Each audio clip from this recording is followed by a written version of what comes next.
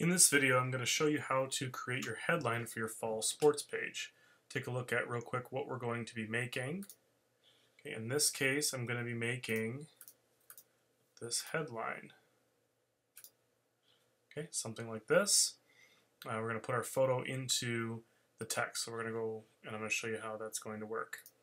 So we'll start out with my file, and I'm going to assume at this point that you've already edited the photo in Camera Raw. It doesn't appear that this one has been. However, you're going to make sure that you find the .nef file for your photo and make sure that it's properly edited in Camera Raw. That will be in another video, how to do Camera Raw at any point.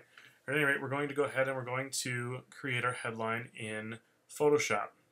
First thing I want to do is I'm going to duplicate my background layer. So I'm just going to right-click, duplicate layer. I'm doing this so that I always have a copy of the original file right from the camera. In case I mess something up, it's always there for me. I'm going to go ahead and turn that one off so I just have my top layer here.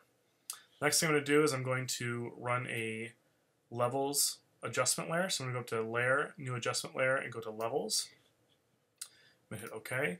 Some of these white areas look really bright, and we don't have a whole lot of areas that are really dark black. So I just want to kind of move those sliders a little bit until I get a more bold look from my headline.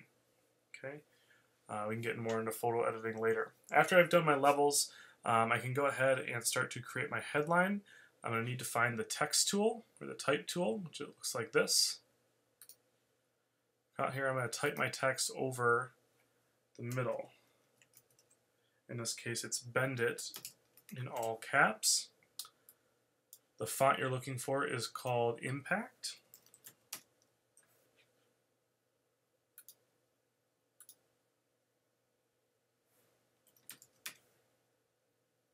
And AWPC is for Walsworth Publishing Company. That's the one that we want to use.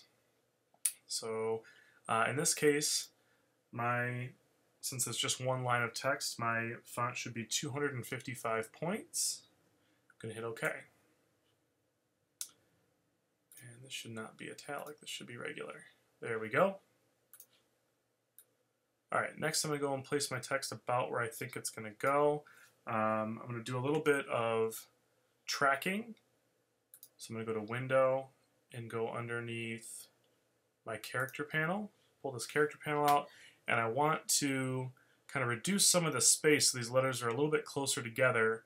It'll be a little bit better for us to not have as much space between them. So that more of the photo will show up inside the letter. So I'm just going to reduce the tracking a little bit, which is this right here. A little too much. Go 25. There we go. So you can see the little letters are a little bit closer together. Go right here between the B. I can also do kerning, which is just between two specific letters. And I can reduce the space there.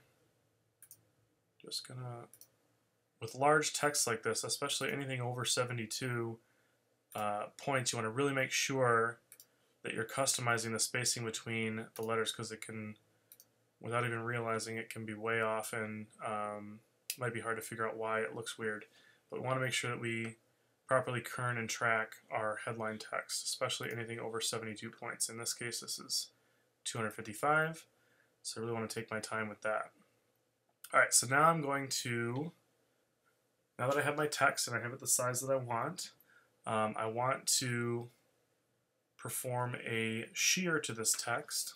That first thing we want to do is we want to rasterize our type. So I'm going to go here, and I'm going to go to Type, Rasterize Type. Okay, this is going to create it into pixels. Then I want to right click and I want to actually select pixels, so I get this format here. I'm going to go up to Edit, Transform, and I want to do Distort. Okay, for Distort, underneath the angle, make that -12 degrees.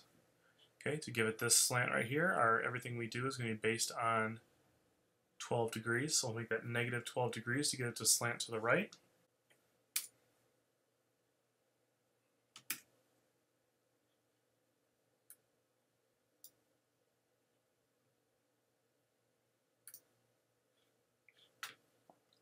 Okay, with my selection tool, I can, once I have my selection here of my text, I can move this selection around, and I'm going to line up this text exactly how I want it to appear on my headline. So I'm trying to incorporate as many of the faces as I can, okay, into this text so that they will show up on our headline. Let's move it up a little bit. Alright, so now that I'm ready, I have the headline set up the way that I want it, then I can go ahead and I'm going to add a layer mask to my photo layer.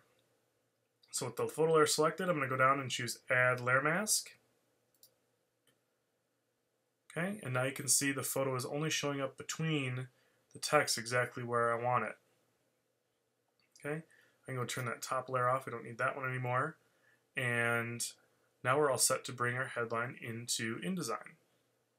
In the next movie, I'll show you how to place it and create the drop shadow and rotate to put it into place.